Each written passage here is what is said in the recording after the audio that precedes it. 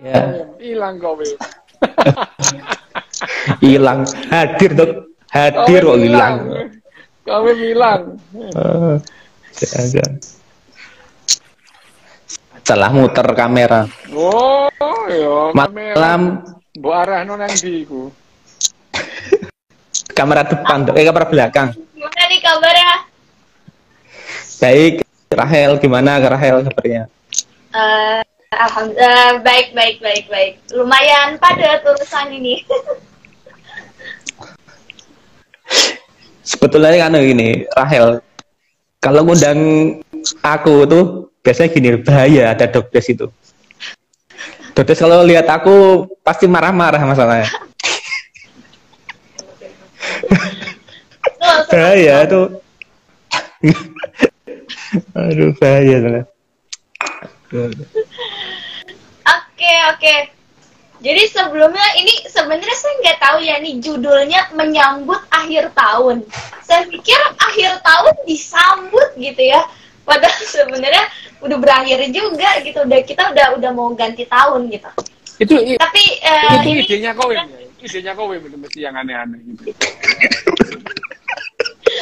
saya bingung ya. Akhir tahun disambut apa yang mau disambut? Itu idenya kowe itu mesti. Yang aneh-aneh itu idenya kowe. Ini apa ikan? Oke. Curiga kalau sama kowe itu memang perlu dicurigai dia.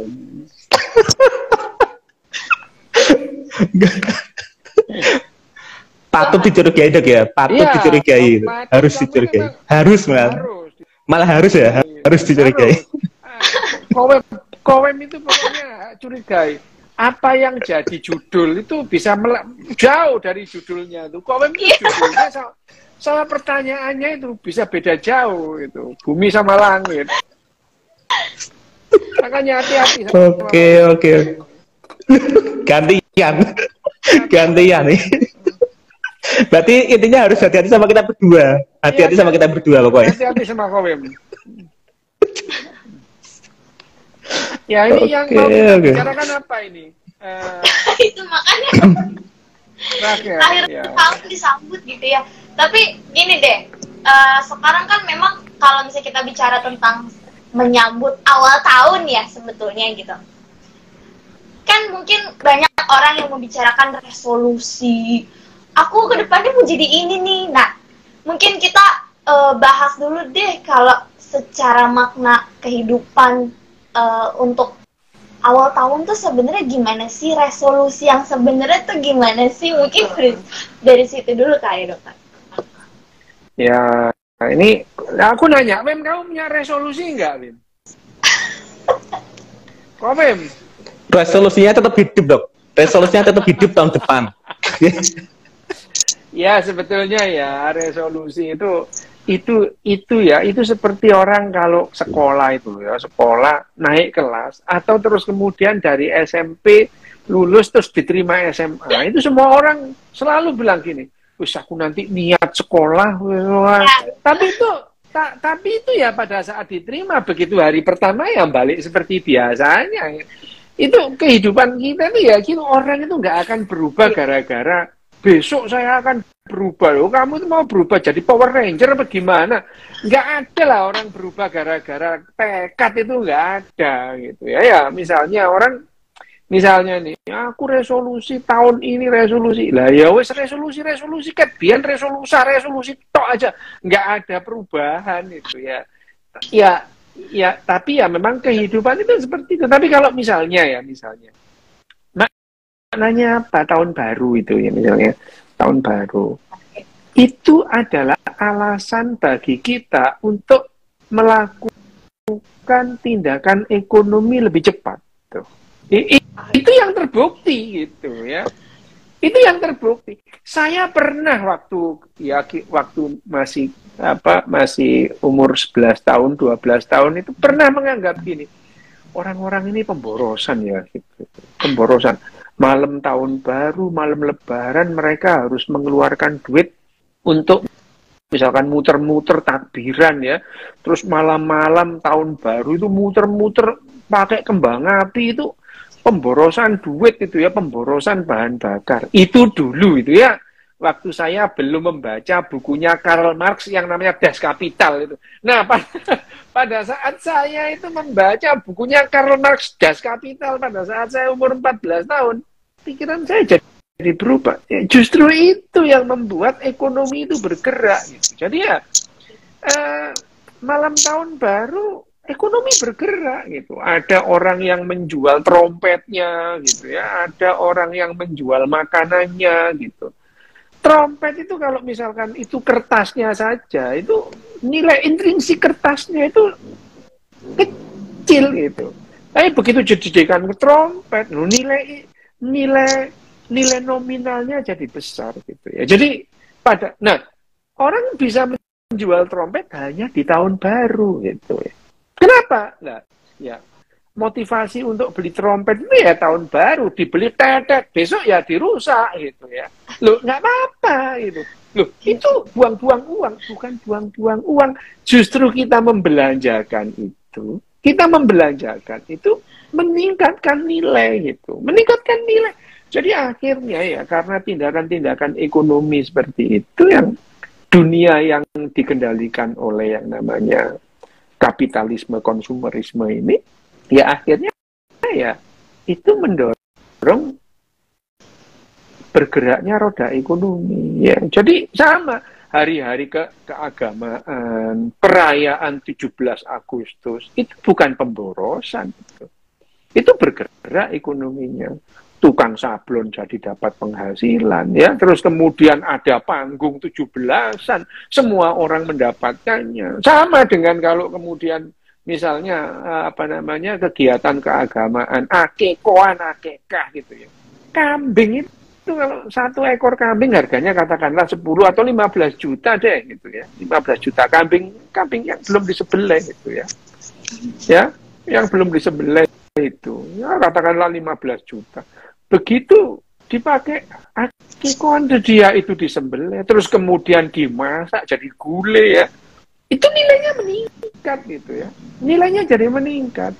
Nah itu yang mengatakan bahwa kalau apa sih manfaatnya malam tahun baruan, yang terbukti ya itu ya udah terbukti itu, ya itu yang terbukti, tapi itu tidak disadari gitu, tidak disadari. Ya, itu tidak disadari bahwa yang namanya itu wedhus apa 2 juta itu, wedhus cilik itu. Wah, wedhus yang gede itu ya 15 juta itu ya. Wedhus kok 2. Kamu itu medit pelit, kamu beli kambing yang 2 juta. Beli yang gede itu loh ya, yang 15 juta. Kelihatan itu pelit itu ya gitu. Makanya itu. Kambing itu loh, iya di Jepang gede kambingnya. Hampir sak sapi gitu loh ya gitu. Itu harganya mahal. Nah, itu ini kita ngomong yang namanya bagaimana dunia ini berjalan gitu ya. Hanya saja orang tidak menyadari atau tidak notice atau tidak memahami apa yang sesungguhnya terjadi pada malam tahun baru ini. Malam tahun baru ini nilai uang yang berputar malam ini itu mengalahkan nilai uang yang berputar malam-malam sebelumnya itu. Dan dalam segi ekonomi ini mempunyai nilai ekonomi yang bagus itu ya. Itu nilai yang bagus. Nah kalau nggak ada diem-diem aja ya, sama dengan kalau tadi 17 Agustusan itu ada orang yang jualan sablonnya laku, terus kemudian jual bendera laku ya, terus kemudian banyak. Itu memutar roda ekonomi. Tapi kalau kemudian gaya-gayaan ya pakai resolusi itu kan memang manusia gitu, suka gaya-gayaan gitu. Padahal ya nggak ada maknanya sama sekali. Kita resolusi tahun depan akan saya dapat apalah gombal lah itu, nggak bakalan lah gitu ya. Nggak ada itu. Hanya saja kalau misalnya ini ya, misalnya saya tahun depan akan misalnya rasional ini, saya tahun depan ini penghasilan saya sekarang 10 juta 1 bulan, tahun depan saya berusaha supaya pendapatan saya 11 juta 1 bulan. Lah masuk akal itu ya, masuk akal itu. Hanya Misalnya nih, tahun depan saya harus jadi dokter. Lah kamu masih SMP, lah kamu gendeng apa gimana gitu ya, gitu ya nggak bisa gitu. Tahun depan saya akan jadi Superman loh ya, itu lebih gila lagi gitu ya.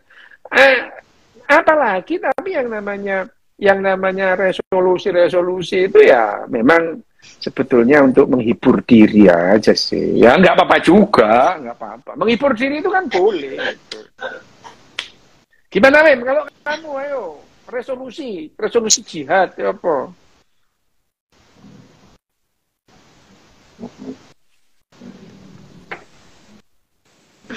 Gimana poin?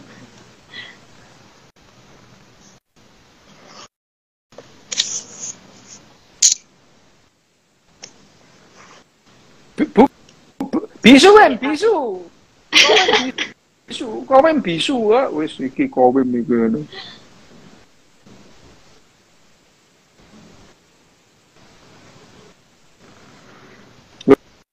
Loh ya, kau ini aneh kok lo, lo diapakno iku, lo, yo, lo, gak ono suaramu em, lo, yo, gak ono suaramu gak ono. Udah Rakel aja, biarin aja kau bisu. Rakel aja. Oh ini ada ini. Gak niat nih kau bisunya nih. Halo. Iya, oke, apa? Iya dok, biasanya kan akhir tahun dan awal tahun itu kan rame festival, rame perayaan dulu dok. Makanya kan siap jadi Homo Festivus. Apa sejak zaman pemburu pengpul tuh udah ada perayaan apa gimana dok? Ya perayaan itu ya dari dulu ya begini sih gitu ya. Kalau misalkan kita ngomong perayaan mulai tahun dari 60-an 70-an tuh ya sudah kayak gini gitu ya. Itu apa tahun baru. Ya sekarang sudah dilarang nyumet mercon gitu ya. Nggak boleh sekarang itu. Dulu ya ini apa namanya petasan dar ada yang luka ya mesti biasa lah ya gitu ya. Terus kemudian malam tahun baru, terus kemudian di lintasan pendek tertentu ada trek-trekan lah, lumayan mesti itu ada yang kayak gitu-gitu tuh lumrah lah ada itu ya. Terus kemudian konvoi gitu ya, konvoi tahun baru itu muter. Kebetulan masa remaja saya itu di Malang dan Surabaya ya itu konvoi gitu ya biasa itu. Nah itu dirayakan ya, orang cari momen untuk mengeluarkan duit itu bagus itu gitu. Itu bagus itu. Dan apabila ini hukumnya ya, apabila ada di dunia ini yang berlangsung terus itu berarti itu memberikan keuntungan gitu. Terus berlangsung pasti itu memberikan keuntungan. Kalau tidak memberikan keuntungan, evolusioner hilang di tengah jalan gitu. Hilang di tengah jalan. Contoh. Tahun 80-an itu semua orang itu merasa bisa belajar tenaga dalam. Tahun 80-an, 80 akhir 90-an. Iya itu. Wah, yang namanya perguruan tenaga dalam itu kayak jamur di musim hujan. Muncul satu persatu. Mulai dari Satria Madangkara, bukan. Satria Nusantara lah, Sinar Putih lah, banyak lah. Kalimasa adalah macam-macam. Bahkan almarhum W.S. Rendra itu belajar sama Suhu Suburaharja itu ya. Bangau Putih. Banyak lah itu ya. Tapi ya setelah terbukti bahwa tenaga dalam itu nggak ada ya hilang dengan sendirinya gitu, hilang aja gitu. Tapi kalau nge-gym gitu dari dulu sampai sekarang ya ada gitu. Berarti ada manfaatnya itu nge-gym gitu. Dari dulu sampai sekarang ada. Kalau yang bertahan lama ini pasti ada manfaatnya. Tapi kalau nggak ada hilang gitu, hilang aja gitu. Ya seperti misalnya dukun-dukun yang ngobatin orang, misalnya yang di Surabaya itu sampai antri 3 bulan. Antri 3 bulan untuk datang ke perempuan dukun ini. Ya setelah beberapa saat akan terbukti bahwa dia nggak bisa ngobati gitu. Nah orang akan nggak datang lagi. Tapi yang terbukti sembuh ya ke rumah sakit. Makanya rumah sakit dari dulu sampai sekarang tetap ada karena orang ke situ lebih banyak yang sembuh gitu. Itu cara mikirnya gitu ya. Tapi ya selalu aja ada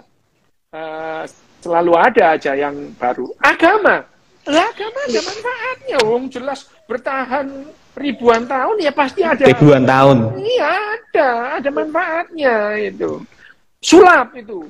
Sulap ada manfaatnya, meskipun kalian dibohongi. Jadi yang bermanfaat itu bukan berarti nggak bohong. Sulap itu bohong, seni peran itu bohong. Selama itu bertahan, berarti ya bermanfaat. Meskipun kalian dibohongi. Bukan berarti kalau kemudian yang bertahan itu mengatakan apa adanya, yang enggak gitu. Aku ngomong anu loh ya, seni peran sama sulap loh ya, gak ngomong agama ya. Oke.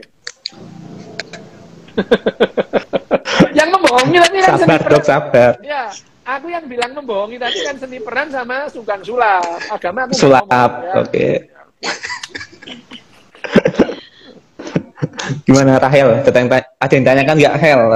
Dokter, aku mau menyinggung sedikit ya. Aku manggilnya mungkin Om Dokter aja ya, soalnya. Boleh. Mbah, panggilnya Mbah. Rahel panggilnya Mbah. Udah punya cucu dia. Jadi gini, tadi kan menyinggung masalah agama. Nah ini kita mau menanyakan sedikit ya. Jadi kan tahun baru juga kan kadang momentumnya orang-orang tuh untuk kayak gini, kamu tuh harus menjadi manusia yang lebih baik dari yang sebelumnya kayak gitu. Nah ini kan perkaranya adalah banyak yang apa sih namanya? Mungkin itu sekedar mengingatkan ya, sekedar mengingatkan bahwa, hey, ayo dong, kamu jadi individu yang lebih baik, yang lebih rajin dan lain sebagainya. Nah, apa sih bedanya antara kita mengingatkan orang untuk lebih baik sama mencampuri urusan orang? Karena kan ini ukurannya tolak ukurnya tipis gitu ya. Kadang ada juga orang yang nggak suka kayak diingatkan, orang yang nggak suka dinasehati dan lain. Nah ini kita mungkin bahas dulu nih. Sebenarnya tolak ukurnya itu sampai mana sih gitu? Satu, kita kalau seperti ini kita bicara tentang moral. Moral itu nggak ada batasnya gitu. Ya nggak ada. Moral lebih baik, satu moral lebih baik dengan yang lain itu nggak ada pada dasarnya. Karena yang namanya kehidupan ini sebetulnya nggak ada moral. Kehidupan itu. Sebelum manusia lahir, sebelum manusia ada kira-kira 350.000 tahun yang lalu, moral yang nggak ada itu. Kerbau punya moral? Nggak punya itu. Nggak ada. Kehidupan ini yang ada dalam kehidupan ini ya konsekuensi aja gitu. Nggak ada. Nilai itu nggak ada. Baik buruk dalam kehidupan itu nggak ada pada dasarnya itu ya. Pada dasarnya nggak ada. Nggak ada. Baik buruk itu pada tataran moral dan itu yang kita yang membuat gitu. Manusia yang membuat. Dan baik buruk ya namanya baik buruk, namanya nilai apa yang baik di suatu saat dan apa yang baik di suatu tempat belum tentu baik di suatu saat yang lain atau di tempat yang lain. Berbeda gitu. Nah kalau kita mengatakan kita harus menjadi manusia yang lebih baik, lah ukurannya apa? Gitu. Ukurannya moral yang mana? Moralnya orang Jepang, moralnya orang Indonesia, moralnya orang Arab, atau moralnya orang Eskimo? Beda-beda gitu. Sekedar orang Jawa dan orang Sumatera Utara itu beda gitu. Kalau kita makan di Jawa itu, di tempatnya Kowim itu di Semarang itu kita makan terus gelegeen, itu. Tidak sopan itu. Tetapi kalau di Sumatera Utara itu kita dijamu terus kita tengah makan itu kita menghargai yang menjamu itu. Nilainya beda itu. Nah, paham. jadi yang menjadi lebih baik mana? Lebih baik jadi orang Jawa atau lebih baik jadi orang Sumatera Utara gitu. Beda ukurannya. Tapi ada nilai-nilai moral yang lebih universal. Lebih universal gitu. Lebih universal. Misalnya tidak menyakiti orang lain. Itu universal gitu. Betul.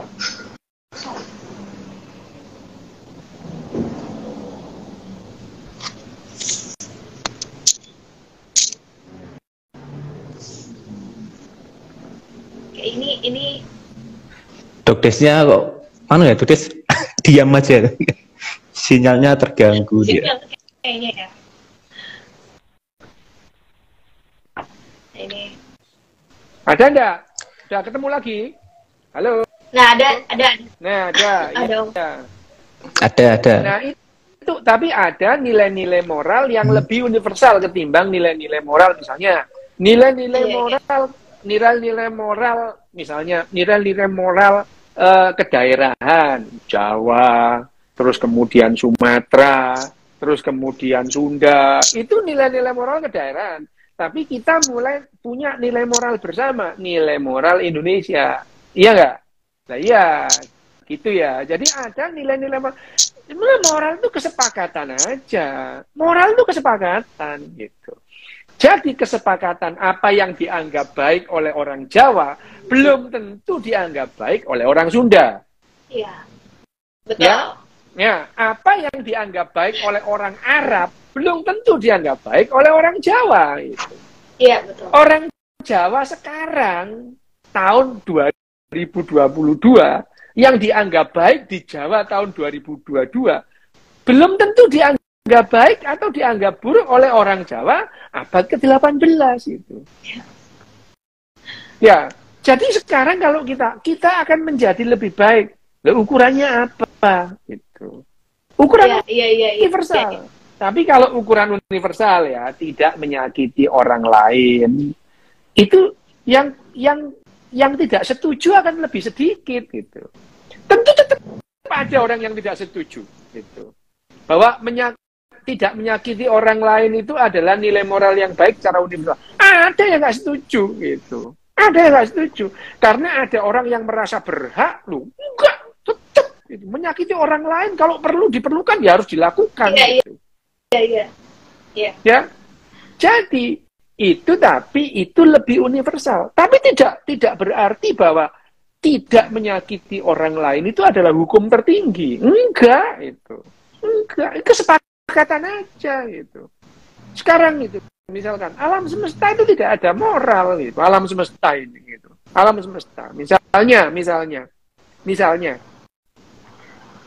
kita memelihara anjing gitu. Anjing itu kita makani makanan daging ayam. Atas dasar apa? Kita memberikan ayam kepada anjing. Kok kalian tidak sayang sama ayam gitu? Sama aja itu. Kita memberikan kita punya pet gitu. Kita pernah membahas pet lover itu ya. Kucing gitu. Yang kita berikan kepada kucing itu daging ikan, daging ayam itu. Atas dasar apa? Kita memperbolehkan ayam dimakan kucing, tapi kucing tidak boleh disiksa. Ayo. Nah, itu. Ayo, bayangin aja. Kita punya standar moral yang timpang gitu. Ayam boleh dipotong, terus kemudian kambing boleh dipotong, kucing sama anjing nggak boleh gitu. Atas dasar apa? Kan kita ngarang-ngarang sendiri itu gitu. Ya kesepakatan, itu kesepakatan juga. Gitu. Tahun 70-an itu ada lagu makan daging anjing dengan sayur kol gitu ya. Itu coba sekarang, ayo kamu makan anjing, wah digeruduk sama SJW ASU kamu gitu. Ya, sama gitu. Nah, artinya yang namanya disebut baik tadi ya relatif. Kalau baik loh ya, kalau benar itu mutlak 2 tambah 2 lah, kalau nggak 4 ya salah gitu ya.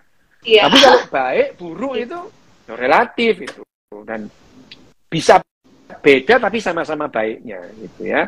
Bisa beda tapi sama-sama baiknya. Tapi kalau yang namanya benar salah, kalau nggak sama ya yang satu benar satu salah gitu. Nggak mungkin dua-duanya benar, wong beda kok gitu ya.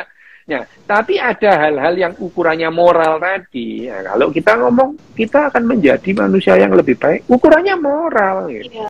Ukurannya moral. Tapi apakah moral itu tidak ada yang lebih universal? Ya selalu ada gitu. Selalu ada yang lebih universal. Misalnya ya, kita sepakat punya negara yang namanya Indonesia gitu. Ya jadi moralitas kedaerahan ya kita korbankan gitu. Untuk yang namanya moral Indonesia gitu. Nah, sekarang kita sama-sama manusia nih, sama-sama manusia gitu. Kita lebih moralnya moral manusia. Contohnya apa? Moral manusia itu kedokteran itu moralnya moral manusia gitu. Ya, yang lain boleh dikorbankan. Mulai kucing, anjing, sampai yang namanya bakteri boleh dikorbankan untuk kepentingan manusia. Itu kedokteran. Gitu. Tapi itu moral kedokteran, tidak berlaku bagi moralnya SJW asu sama SJW kucing gitu. Ya, beda gitu. Jadi artinya kalau kita ngomong lebih baik, sekali lagi, lebih baik menurut standar moral yang mana gitu. Ya nggak apa-apa sih, saya lebih baik menjadi orang beriman, ya terserah gitu. Tapi standar moralmu tidak bisa berlaku untuk orang lain gitu. Jadi yang tadi ditanyakan oleh Rachel tadi, yang resek tadi apa? Yang resek itu memaksakan standar moral kita kepada orang lain. Gitu. Itu resek namanya. Tapi kalau peduli mengajak orang yang baik, ya misalnya ini standar moral. Kenapa? Loh, ini kepentingan orang banyak kok. Contohnya apa? Kalau kamu membuang sampah sembarangan, gitu, sembarangan, itu orang semua yang apa namanya, semua orang yang akan menderita, gitu, gara-gara kamu membuang sampah, gitu. Kalau kamu ugal-ugalan di jalan, bukan hanya kamu yang bahaya, orang juga bahaya, gitu. Nah, ini yang namanya kepentingan umum, gitu. Tapi kalau kepentingan individu, lah ya itu tadi, nilai-nilai moral yang tidak berhubungan dengan kepentingan umum tadi, ya, itu namanya tadi itu resek, ya itu. Ya, itu resek itu. Tapi kalau kepentingan umum, nah itu namanya peduli sesama. Itu. Ini pun standar moral loh ya. Selalu akan ada orang yang bisa tidak setuju dengan pernyataan ini gitu. Kalau standar moralnya berbeda, ya.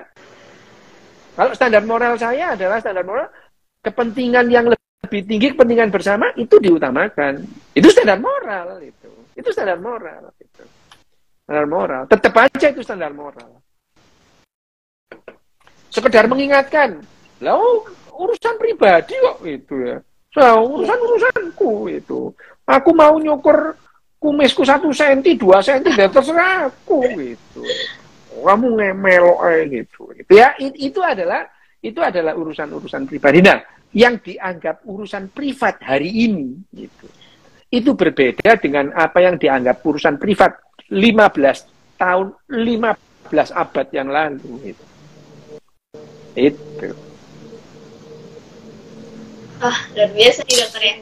Berarti kita bedakan dulu ya, ibaratnya gini, mungkin kita boleh ibaratnya mengajak dalam tanda kutip, hanya saja kita tidak mencampuri yang tadi ya, masalah-masalah personal yang ada pada orang lain gitu, yang mana saya pernah dengar juga di salah satu live IG atau webinarnya dokter gitu ya, bahwa mengatakan ini nih yang membuat kita akhirnya nggak bahagia gitu ya, karena ya tadi kita orang melakukan satu hal yang bukan urusan kita, tapi jadi kita yang malah ngerasa sedih gitu, padahal sebenarnya orang lain yang melakukan gitu ya, bukan kita yang melakukan gitu.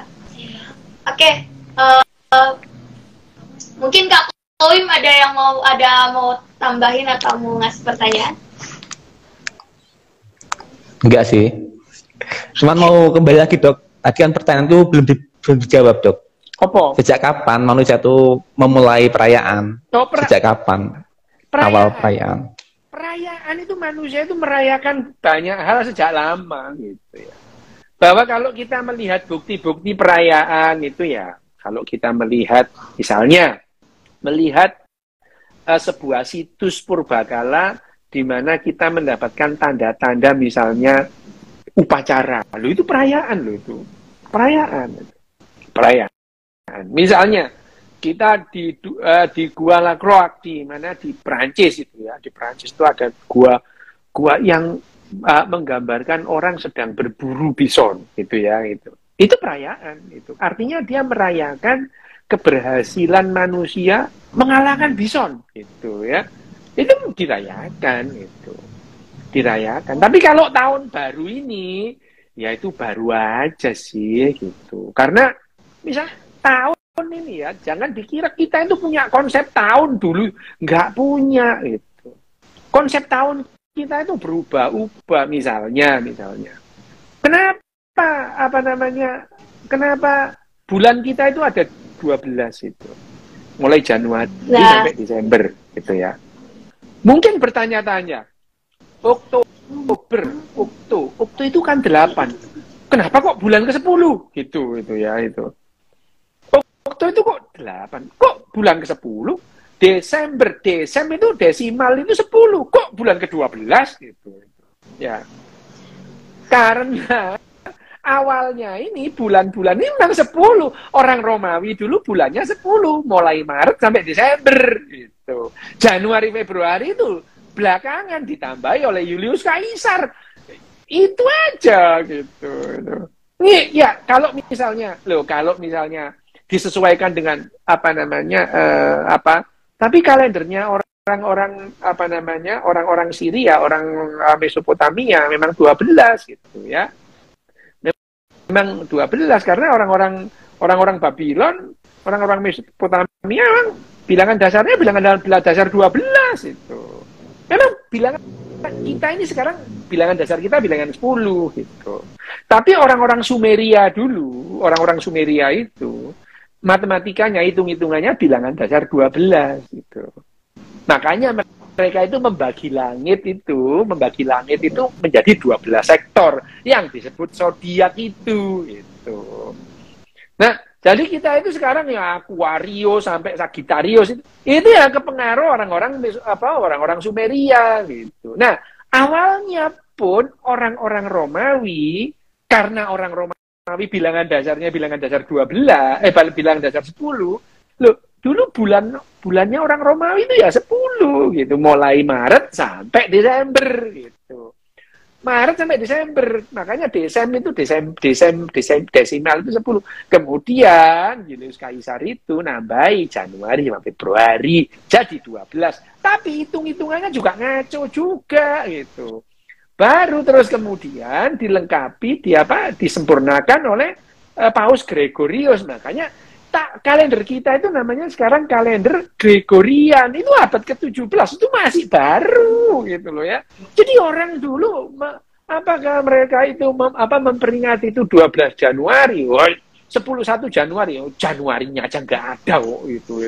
Sampai Julius Caesar 1 Januari itu belum ada gitu. 1 Januari itu belum ada karena awal tahunnya itu adalah 1 Maret gitu. Nah, waktu zaman Julius Caesar itu yang namanya 1 bulan itu ada yang 28 hari, ada yang 50 hari gitu loh. Baru belakangan itu terus kemudian diperbarui, terus kemudian disederhanakan gitu ya itu. Itu jadi baru abad 17 di 1600-an itu Paus Gregorius itu. Makanya kalender kita itu namanya kalender Gregorian. Karena siapa yang buat Gregorius? Karena Paus Gregorius itu lihat gini, loh ini musim seminya kok datang lebih awal ini. Gitu. Ternyata ngitungnya kecepatan. Jadi ada suatu saat itu tanggal 10 Oktober hilang, nggak ada. Dalam 1 tahun itu nggak ada. Demi ya mengkoreksi kecepatan tanggalnya tadi itu. Gitu. Makanya terus sekarang ini kalender kita itu Gregorian, dimana yang namanya 1 kali setelah 4 tahun sekali itu Februari itu 29 hari. Kenapa? Karena ngikuti, karena bumi ini mengelilingi matahari itu nggak persis 365 hari itu. Nah itu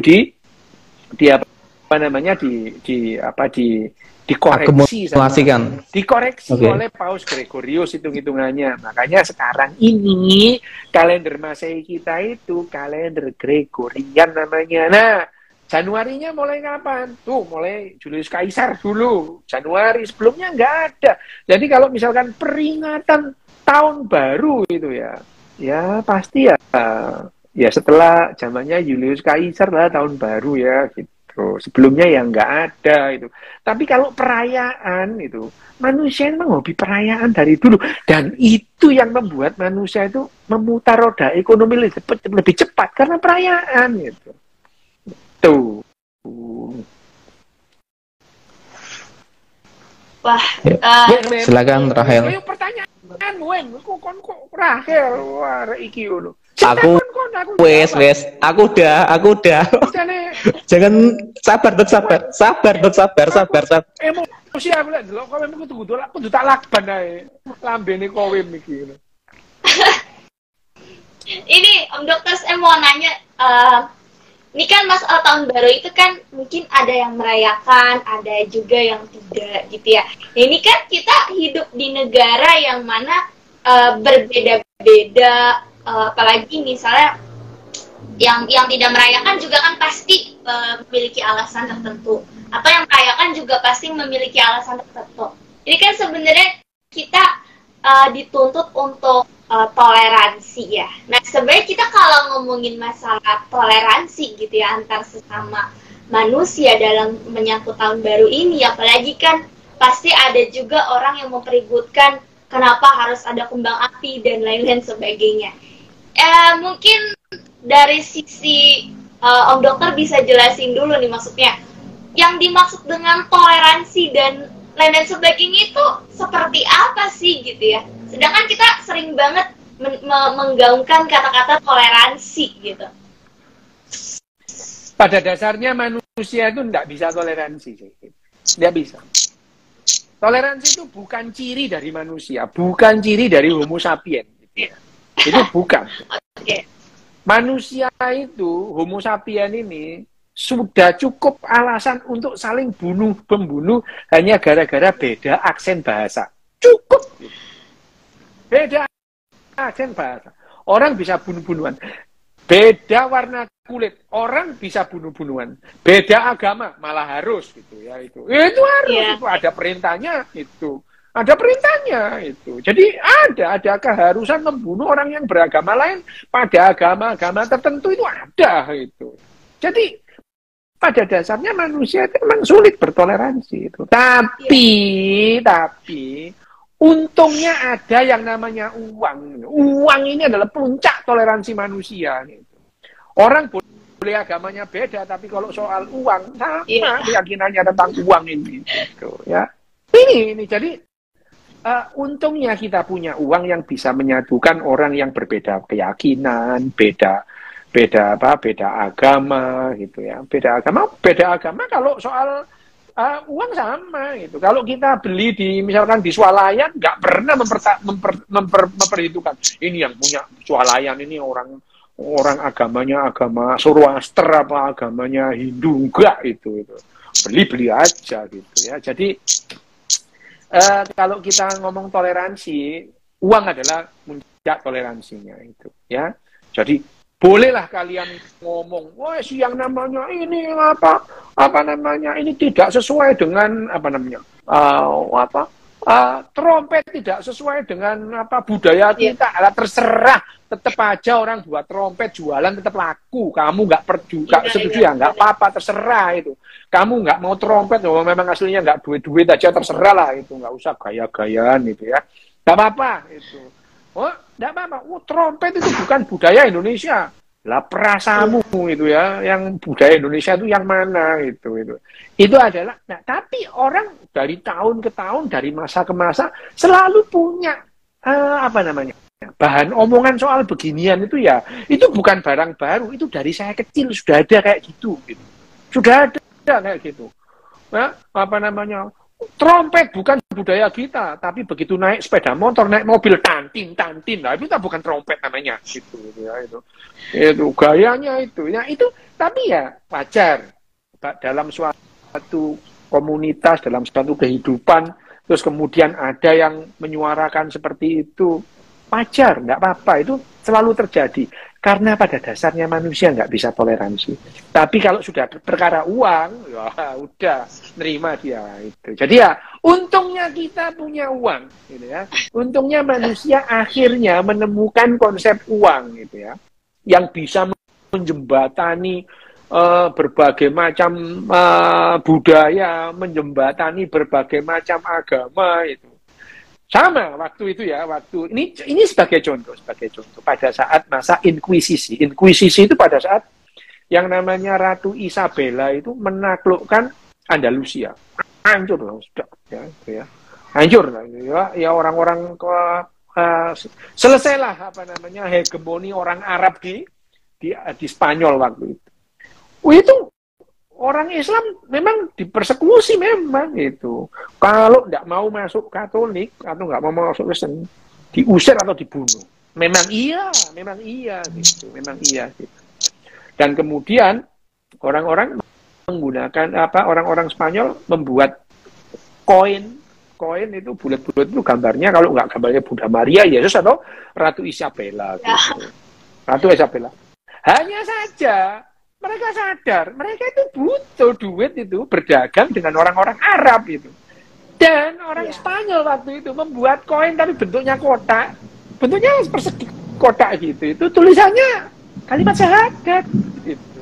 Muhammad sama Allah. Supaya apa? Lah supaya orang Arab mau berdagang. Gitu aja gitu. Udahlah, perkara gitu udah selesai. Lupa dia urusan inkuisisi kemarin, mereka berdagang. Jadi ya bagaimanapun juga berdagang itu tetap jalan meskipun mereka berbeda keyakinan. Dan akhirnya ya memang sekarang terbukti bahwa yang namanya keyakinan kita terhadap uang itu. Uang itu keyakinan itu. Kita yakin selembar kertas ini ya, mana tak tunjukkan ini ya. Kita yakin selembar kertas ini harganya Rp100.000. Ini kertas itu. Ini kertas itu. Ya. Kalau yang gambarnya, misalnya gambarnya apa namanya? Gambarnya Presiden Jackson itu $20. Yang gambarnya Benjamin Franklin itu $100. Orang boleh benci sama Amerika, misalkan orang Taliban lah ya. Orang Taliban itu boleh benci sama Amerika. Boleh dia tidak kenal yang namanya Benjamin Franklin itu siapa. Tapi orang Taliban yang memegang selembar kertas yang gambarnya Benjamin Franklin, atau orang Indonesia boleh lah benci sama Amerika. Orang kafir lah gitu ya. Boleh itu. Boleh. Orang Indonesia itu boleh nggak kenal yang namanya Benjamin Franklin itu siapa? Boleh.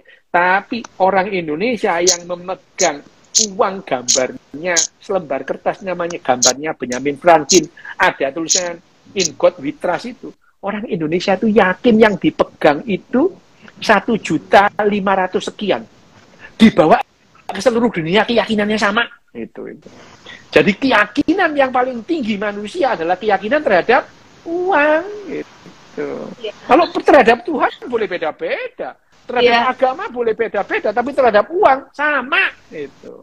Sama. Itu adalah toleransi. Jadi kalau ingin toleransi pakai uang gitu. Toleransi mereka. Oke. Ini pengaruh uang luar biasa. Uangnya yang banyak, Dok. Iya. Iya. Betul. Pak Koim ada tambahan? Oh, jangan. Kalau ditambahin nanti kepanasan nanti. Emosi. Aku kalau komen yang ngomong itu emosi aku.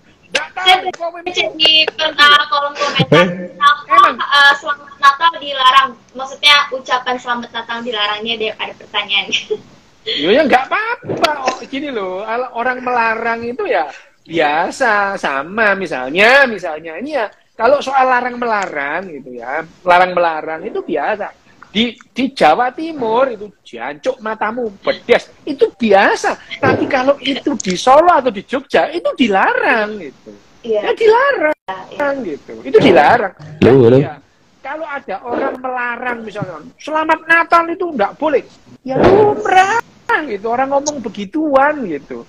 Orang ngomong begituan itu lumrah. Misalnya orang Surabaya itu meso joncak jancuk itu adalah bentuk keakraban. Tapi kalau misalkan di Jawa Tengah, jancuk itu adalah kata-kata yang kasar bagi orang Jawa Tengah gitu. Lah sama bagi saya mengucapkan selamat Natal, mengucapkan selamat hari raya Kuningan, Galungan, bagi saya nggak apa-apa itu. Bagi orang lain yang memegang nilai moral yang berbeda, bisa sangat berbeda gitu. Ya itu. Tapi itu adalah ya sekali lagi, yaitu batas-batas toleransi manusia itu memang manusia pada dasarnya nggak punya toleransi kecuali soal uang gitu. Toleransi mereka. Toleransi tertinggi lah uang itu. Nah, iya betul ya. Jadi larangan di satu tempat itu sebenarnya kalau kita bicara masalah dari perspektif budaya ya, beda-beda juga gitu ya. Mungkin di daerah satu ini dilarang, tapi di daerah lainnya ini menjadi salah satu hal yang biasa untuk diucapkan entah apapun itu jenisnya gitu ya. Nah ini Om Dokter, ya ada pertanyaan dari saya gini. Banyak orang yang setelah berganti tahun sudah merencanakan sedemikian rupa gitu ya tentang masalah hidupnya dan lain sebagainya. Sudah direncanakan dengan sangat matang. Tapi banyak juga yang masih ngerasa kok hidupku kok masih gini-gini aja ya. Udah tahun baru, perasaan aku kemarin udah bikin rencana sedemikian rupa, tapi kok masih kayak gini aja ya. Nah itu tuh kenapa tuh Om Dokter? Itu saya sering ngomong, aku sering ngomong itu Raquel. Dunia ini berjalan kan tidak dengan mengikuti karpe raimu gitu ya. Dunia ini berjalan tidak mengikuti keinginan kita. Gitu. Iya, betul. Kita yang harus mengikuti hukum-hukum alam. Betul. Gitu. Setuju. Ya, supaya nggak frustasi gitu ya. Ya, iya dunia ini tidak bekerja mengikuti kemauan kita.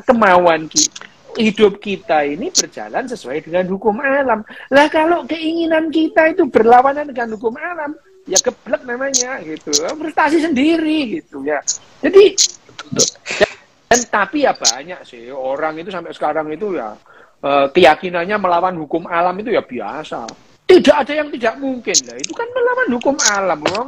Yang tidak mungkin aja banyak kok gitu ya. Banyak yang tidak mungkin. Jadi kalau misalnya kita menginginkan sesuatu, kita akan menginginkan ini. Lah ya, yang pertama diinginkan itu masuk akal apa enggak, logis apa enggak, memungkinkan apa enggak. Lah kalau kita menginginkan hal yang tidak mungkin, ya geblek namanya. Tapi ya nggak apa-apa sih, banyak lah orang geblek nggak apa-apa. Ya, nggak apa-apa. Orang geblek itu juga nggak apa-apa gitu. Kadang-kadang itu orangnya itu bahagia dengan kegeblekannya ya nggak apa-apa. Mereka itu tenang dengan kegeblekannya. Makin geblek, makin tenang mereka hidupnya. Gak apa-apa. Ya, nambahin sedikit ya Rahel soal larangan tadi, soal larang-melarang tadi. Yang jelas kita tuh harus cerdas Rahel. Kalau emang di situ tuh emang dilarang sangat keras, ya jangan dilakukan.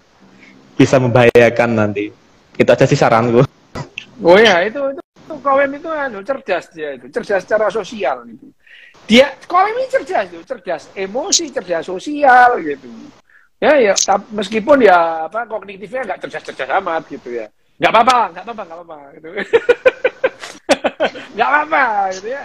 Cerdas secara emosi dan cerdas secara sosial itu tidak berarti dia cerdas secara kognitif. Dan cerdas kognitif belum tentu dia itu cerdas secara emosi. Bahkan seringkali orang yang cerdas secara kognitif itu kecerdasan emosinya rendah gitu. Contoh, nggak percaya? Contoh. Banyak nggak anak-anak pinter di kelas IPA itu nggak punya teman? Banyak.